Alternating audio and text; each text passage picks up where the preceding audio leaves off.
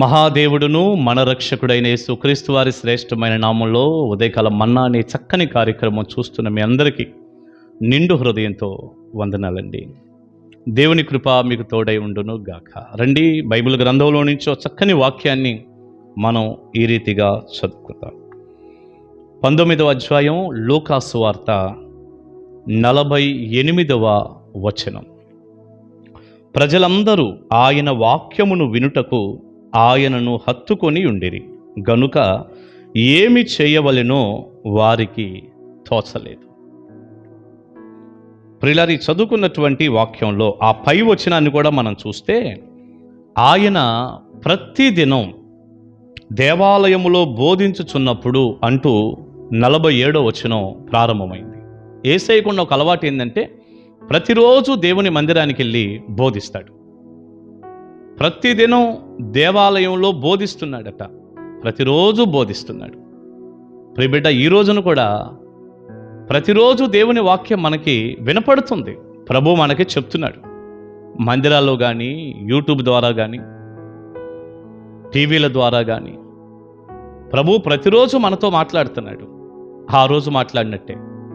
కానీ ప్రతిరోజు దేవుని మాటలు వినే బుద్ధి మనకి ఎంతవరకు ఉందో చూడాలి.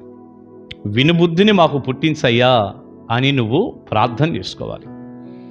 ప్రతిరోజు దేవుని వాక్యం వినాలి.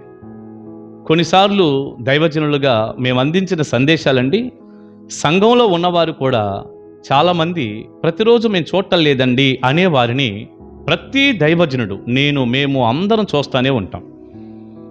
ప్రతి ఉదయకాలం చక్కగా ఈ మన్నాతో పోషింపబడితే ఎంత బాగుంటుంది.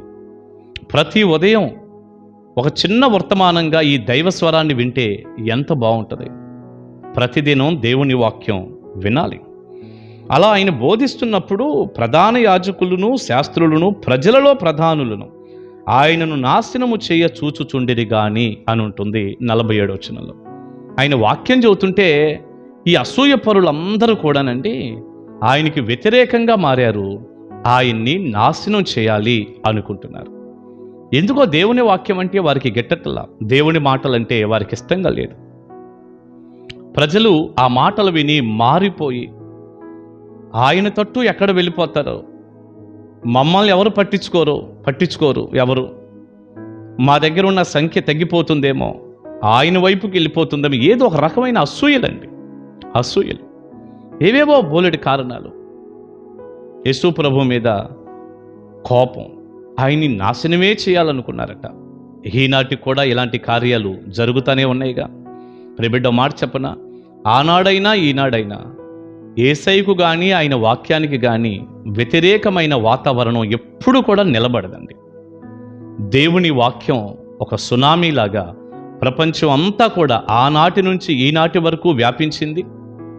రానున్న రోజుల్లో కూడా వ్యాపించి తీరుతుంది.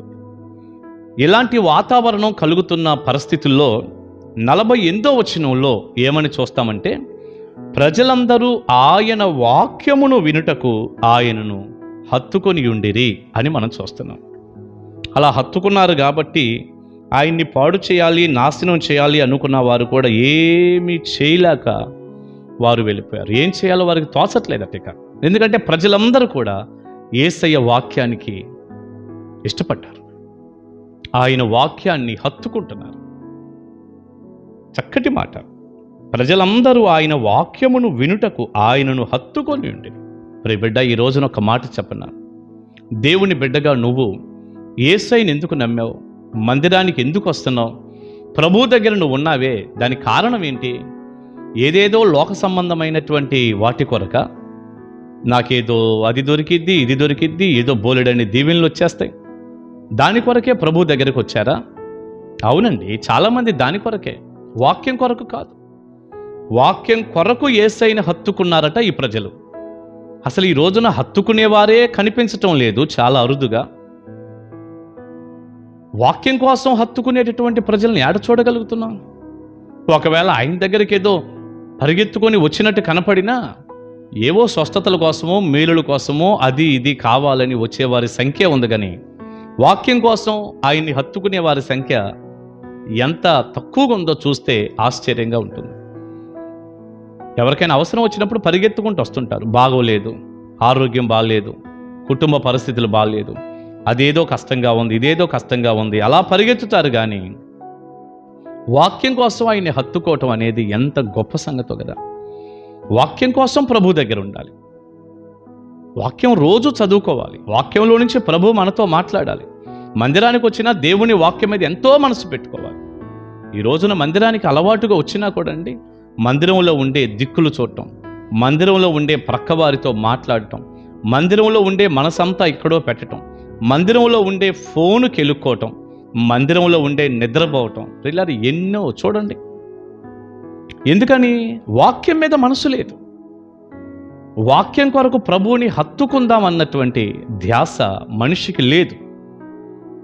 ఏ కాడికి ఏదో అలవాటుకు వచ్చాము, 2 మాటలు ఆయన ఏదో చెప్పాడు, వింటే విన్నాం, లేకపోతే కాసేపు అనాలోచనగా ఉండి నిద్రపోయాం, తర్వాత మనం వెళ్ళిపోయాం, ఇంకంతే.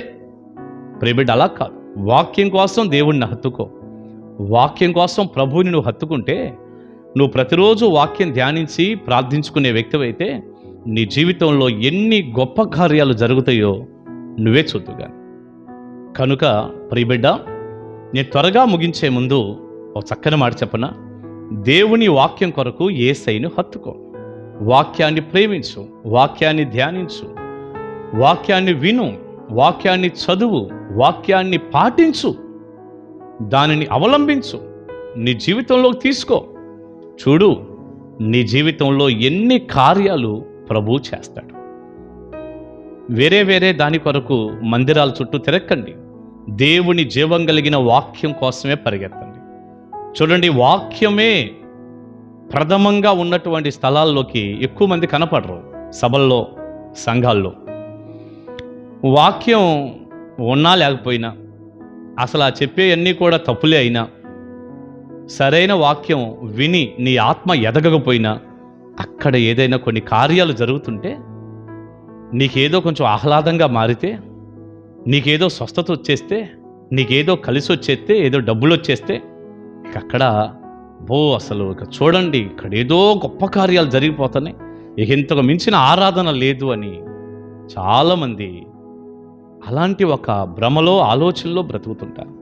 పిల్లల గొప్ప కార్యం దేవుడు చేయడని కాదు, స్వస్థపరచడని కాదు, ఖచ్చితంగా దేవుడు చేస్తాడు. కానీ దానికంటే మించి ఆయన వాక్యం ద్వారా మనతో తేటగా మాట్లాడతాడు.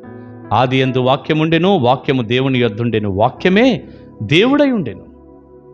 ఆ వాక్యమే కృపాసత్య సంపూర్ణుడిగా ప్రభు అయిన యేసుక్రీస్తు అనే పేరిట మన మధ్యలో నివసించింది. దేవుడే వాక్యం.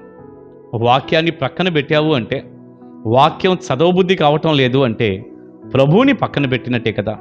ప్రియబిడ్డ, పరిస్థితులేమో అననుకూలంగా ఉన్నాయి ఇక్కడ, కానీ ప్రజలు ఆయన వాక్యం కోసం ఆయన్ని హత్తుకున్నారు. చివరిగా ఒక మాట, పరిస్థితులు ఇప్పుడున్న వాతావరణంలో ఎంత అననుకూలంగా ఉన్నా జీవం కలిగిన దేవుని వాక్యం కొరకు యేసయ్యను హత్తుకునే కృప దేవుడు నీకు ఇచ్చునుగాక. తద్వారా కలిగే ఆత్మ సంబంధమైన దీవెనలు, భౌతికపరమైన ఆశీర్వాదాలు నిండుగా దేవుడు మీకు దయచేయునుగాక. దైవాశీస్సులందరికీ ఉండునుగాక. ప్రార్థన చేసుకుందాం. పరిశుద్ధుడా, ప్రేమగల తండ్రి, మీకు వందనాలు. విత్తబడిన ఈ సందేశం బిడ్డలకు దీవెనగా మార్చండి నాయన. ప్రతిదినం మీరు బోధిస్తున్నారు, ఆనాడు ఈనాడు కూడా వినే బుద్ధి, మనస్సు మాకు కలగ చేయండి. ఎన్నో ఆటంకాలు ఆ రోజు ఈ రోజు కూడా ఉన్నాయి మీ పనిలో, మీ వాక్యానికి వ్యతిరేకంగా.